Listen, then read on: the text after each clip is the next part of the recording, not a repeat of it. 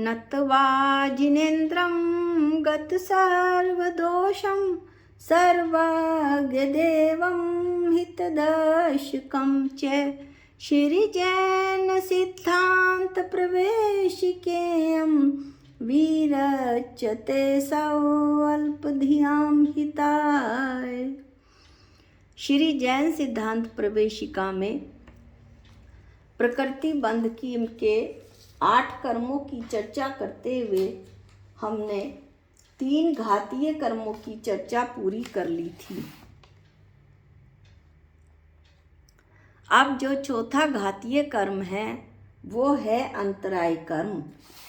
उसके बारे में वर्णन इस प्रकार से है कि दान अंतराय, लाभ अंतराय, भोग अंतराय, उपभोग अंतराय और वीर्य अंतराय, ये 5 भेद अंतराय कर्म के होते हैं। अंतराय का अर्थ होता है रोक अथवा बाधा, किसी काम में बाधा डालना। जो कर्म दान, लाभ आदि में विघ्न डाले, व्यवधान डाले, वह अंतराय कर्म है। पहला अंतराय कर्म है दान अंतराय, जिसके उद्देश्य से यदि दान देना भी चाहें और हमारे पास देने की वस्तु भी हो तो दान ना कर सकें, ऐसा दान अंतराय होता है। अगला है लाभ अंतराय।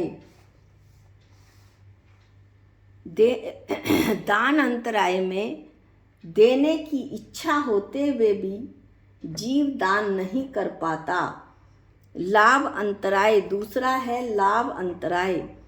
लाभ की इच्छा होते हुए भी तथा प्रयत्न करने पर भी जिसके उद्देश्य से यानी लाभ अंतराय कर्म के उद्देश्य से लाभ नहीं होता।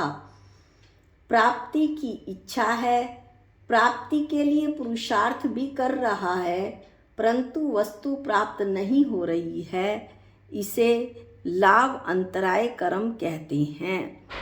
तीसरा है भोग अंतराय, जिसके उद्देश्य से भोग इच्छा तथा भोग्य वस्तु होते हुए भी उस वस्तु का भोग ना कर सके, सो भोग अंतराय कर्म है। भोगने की इच्छा करता हुआ भी नहीं भोग सकता, ऐसा भोग अंतराय कर्म। अगला है उपभोग अंतराय।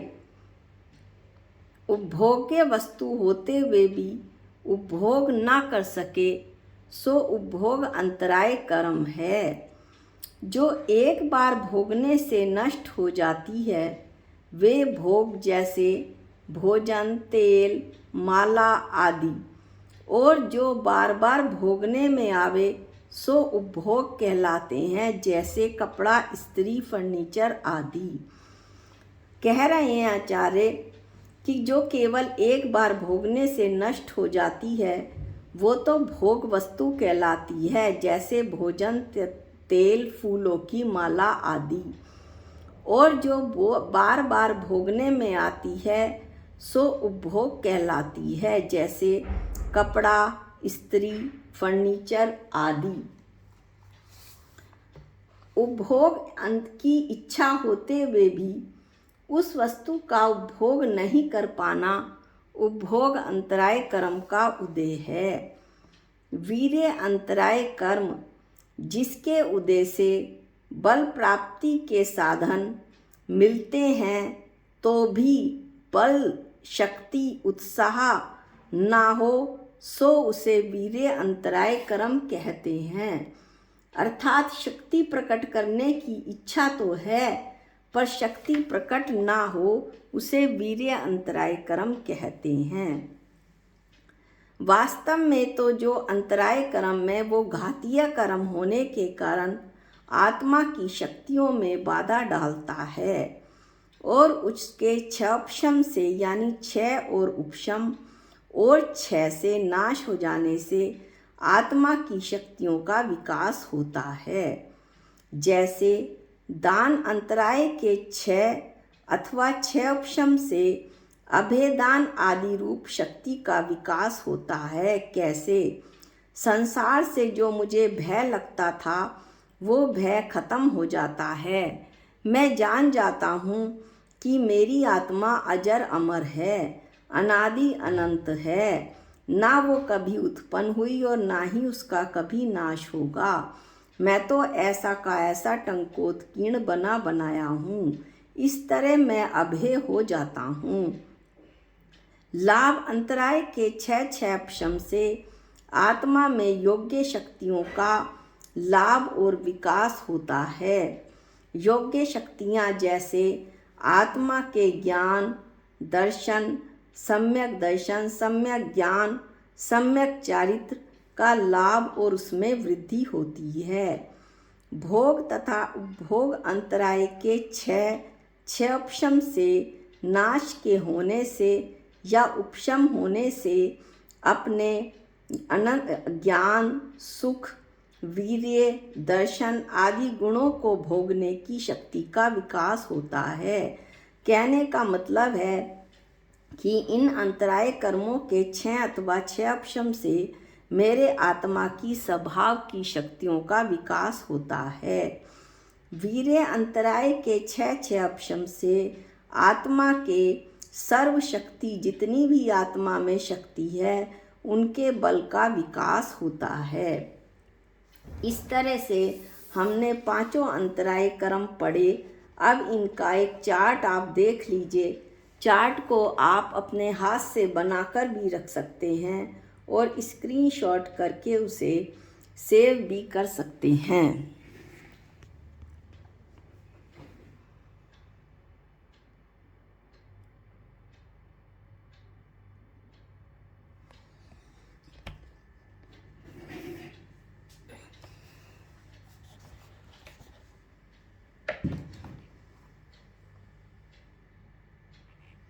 इसके बाद 4 आघातीय कर्मों का प्रकृति बंध के 8 कर्मों में 4 आघातीय कर्म भी आए थे। उनका 4 आघातीय कर्मों का हम वर्णन एक एक करके करेंगे। आज हम आयु, गोत्र और वेदनीय कर्म का वर्णन करेंगे। जो नाम कर्म है वो थोड़ा बड़ा है, उसकी 93 प्रकृतियाँ होती हैं, उसका हम बाद में वर्णन करेंगे।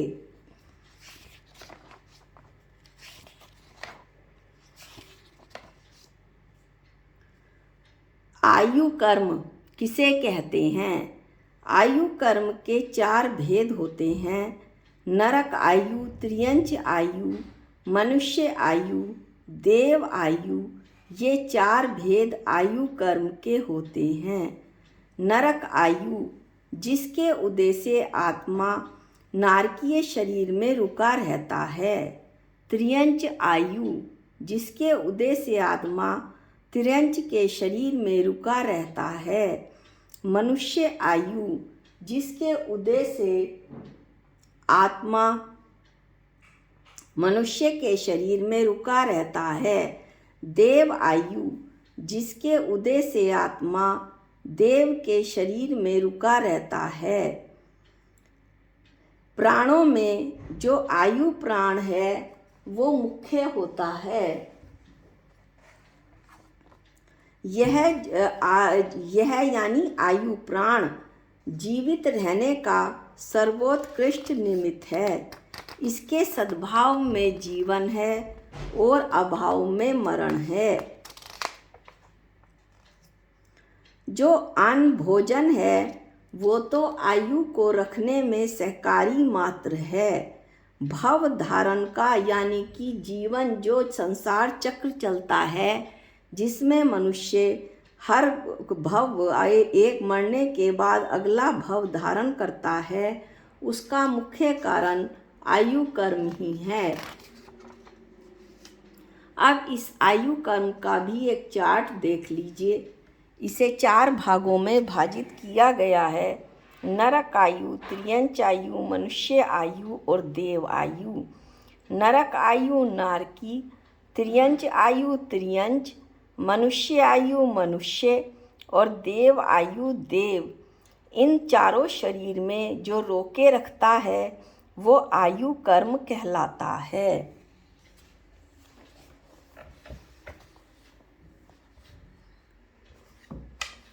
इसके बाद अगला जो आघातीय कर्म है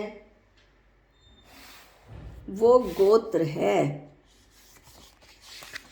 गोत्र कर्म, गोत्र कर्म की दो प्रकृतियां होती हैं, उच्च गोत्र और नीच गोत्र।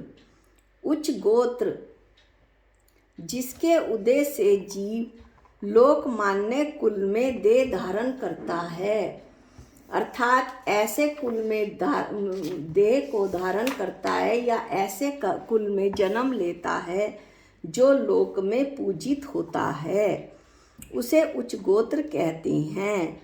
नीच गोत्र जिसके उदय से जीव जो लोक में निंदनीय कुल होता है उसमें जन्म लेता है, अर्थात देह को धारण करता है, वह नीच गोत्र है। देवों भोग भूमि के मनुष्यों के उच्च गोत्र और नारकी त्रियंचों के नीच गोत्र ही होता है, परंतु कर्म भूमि के मनुष्यों को उच्च और नीच दोनों गोत्र होते हैं। अब इस गोत्र कर्म का भी चार्ट देख लीजिए, ये बहुत छोटा सा है।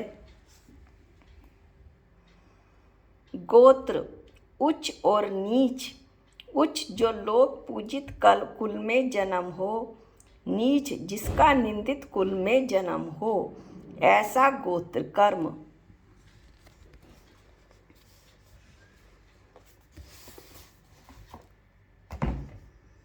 नाम कर्म की 93 प्रकृतियां हैं, उन्हें पढ़ने में हमें थोड़ा सा टाइम लगेगा, यानी कि उन्हें हमें आराम से समझना पड़ेगा, इसलिए हम उसके भेद बाद में लेंगे।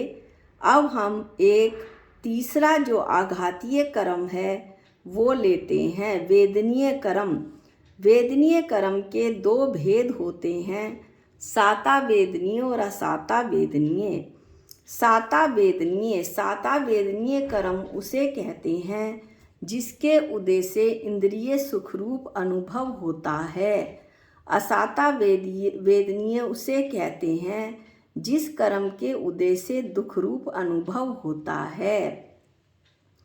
आचार्य का आशय यह है कि सुख दुख की बाह्य कारण रूप सामग्री जुटाना वेदनीय कर्म का कार्य है, यानी इस वेदनीय कर्म के कारण साता वेदनीय कर्म से संसार में बाह्य सुख सामग्री जुटती है और असाता वेदनीय कर्म से दुख की सामग्री मिलती है। लेकिन जो सुख दुख का वेदन होता है यानी अनुभव होता है, जिसे आत्मा अनुभव करती है और राग देश रूप परिणमित होती है, वो मोहनीय कर्म के कारण से होता है।